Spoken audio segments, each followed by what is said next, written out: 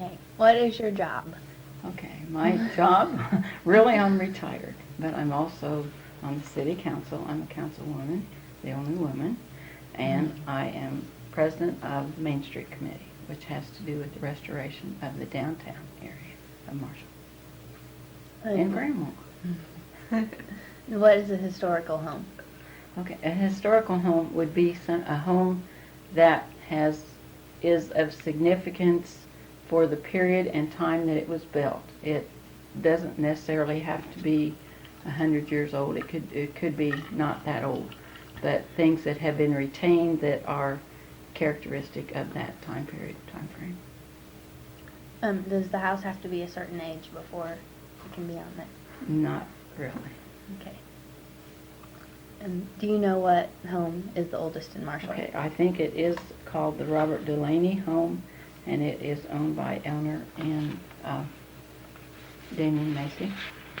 And the person that owned this home also was the Mr. Archer that brought the land first, and this was the first subdivision in the first developed area. Why did you become particularly interested in historical homes? I've always liked older, big houses.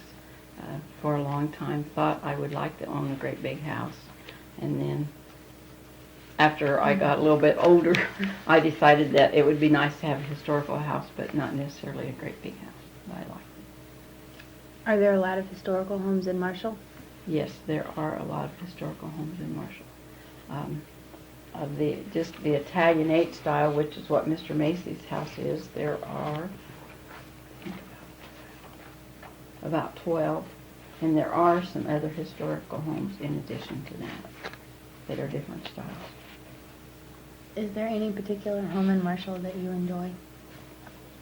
Other than my own, I do enjoy my own because it was built in 1908, and it's just a small little cottage. It's probably a home more like most of us would have had or been able to afford. It was built by a brick mason for his mother. And when it was first built, it had 4 rooms, the living room, bedroom, and what is now the dining room was a bedroom and a kitchen. And then later, at some point, a bathroom was added. And then in 1947, a small breakfast area was added, and a family room and another bedroom. So that add-on is still 50 years old. And then another favorite house that I really like is the house of Eleanor and Damien Macy. And that is on 602 North 7th Street. It is the oldest house in Marshall. When it was first built, it was the only house on the block. And there was kind of a raise in Marshall. There's not a big hill, but it is a raised area. And the downtown, some of the buildings were downtown, but most of them were not the buildings that are there now. They were more wooden and frame buildings. Most of this house was built in 1862 to 1864, and the downtown buildings at that time were still made out of wood. The downtown buildings mostly were built starting in 1890s, and it was owned by a very wealthy man, and that's why it could be such a large house. What makes those homes enjoyable to you? Because they're neat. They have beautiful woodwork, stained glass features in there that maybe sometimes aren't possible to put in homes today. That particular house has a beautiful ceramic tile that's still there and looks great. It's been there more than 100 years. Has 6 fireplaces made out of marble, and some of those were covered over when the Macy's bought the house and were restoring it. Those on the 3rd floor had been covered over with drywall and paneling, and so it was kind of an excitement to them to discover what was under there. And they've done a superb job of restoring what's there. What's the most interesting thing that you found in a home?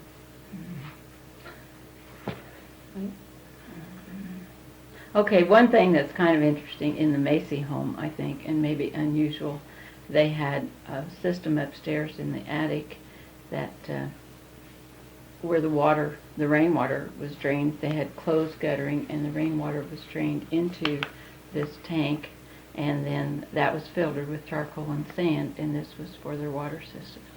And another house that I didn't mention, but is definitely a very unique house, and that's the one on the corner of 5th and Locust. Locust. Where there used to be the state representative, John Lewis, lived, and now one of his daughters has repurchased that home and lives there. And in the upper floor of that was a basketball court. And many of these old houses, and this house on the 3rd floor, that was the ballroom. This was where they had the dances. And that one was used for ballrooms or basketball. And the one over here on 5th has a huge, big stained glass window. And it's hard to conceive that somebody might be playing basketball up there with that window. How has the structure of a home changed over the years? Probably a lot is, well, the older homes, and even including my house and Mr. Macy's, a lot of the brick was like a double brick, which maybe would be at least 16 inches thick.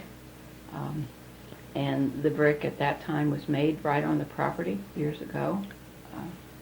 Of course, we don't have quite the fancy woodwork, the tile work. Some houses do, but not the craftsmanship like was possible years ago. What's it like living in a historical home? I think it's neat. There are sometimes when you go to do things, maybe the walls aren't quite as straight as a new home, but I thoroughly enjoy it. I like it. Do you know what the qualifications are to be admitted on the National Registry? Very difficult and very hard. It takes a lot of description, a lot of paperwork. House has to be something unique to that style. It has to be it can have some alterations, but they have to be characteristic with the style of the home. In fact, the Macy house had some part of it taken away at one time. One thing they absolutely do not like is any kind of vinyl windows, vinyl siding, or that's just a no-no right there. It can have some interior changes and modernization, but most of the exterior needs to be original and as much as possible retained. But it's a lengthy process. It's first approved by the Illinois National Register, and then after that approval, the homeowner, who has already sent probably 45 photos, in one first color photos and then black and white. Also, they have a hearing, and they have to present a slide program describing their house and all of its features, and also telling the history. And some things that are on the register can be because of who lived there, if it was a historic person. Are there any benefits to being admitted to the National Registry? The main one that I know of is just pride. There's really no money. Oftentimes people think there is money, but to the homeowners that I've talked to, they have not received any money for doing it. You get to put a nice plaque on your home, but you also have to pay for it, which I thought they might furnish.